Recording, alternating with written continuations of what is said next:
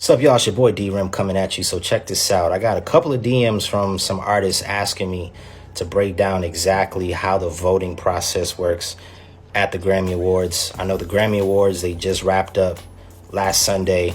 And as a voting member, I was so happy because a lot of the artists that I voted for, they ended up walking away with some statues.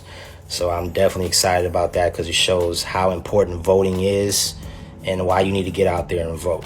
And after this video, I'm probably going to do a part 2 and a part 3 on what you can do to be considered to be a voting member in the future. So y'all stay tuned. So let's get rid of a couple myths. You ready, guys? A lot of people think the voting process is about a bunch of old white dudes that sit in one room and they're in their 70s and, using a race card thinking that they just control everything, and whoever wins the argument for best album of the year and whoever has a lot of name power, that's who wins the award. And that's not how that works, guys. This is the number one crazy thing that a lot of major artists still fail to realize, and these are guys that have been in the industry for a long time.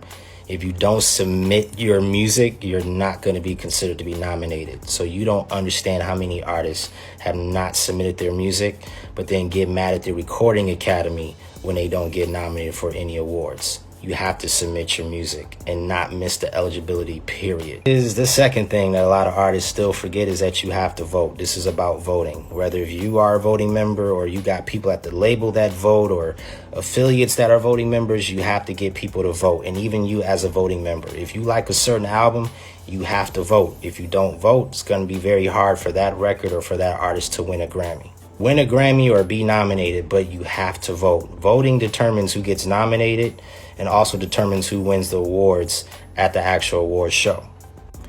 So just to clarify that 3-step process, for me, I voted for gospel, R&B, hip hop, and the 4 big categories, which is album of the year, record of the year, song of the year, and best new artist. Me as a musician and an artist that's qualified to be a voting member, I vote for categories that I specialize in.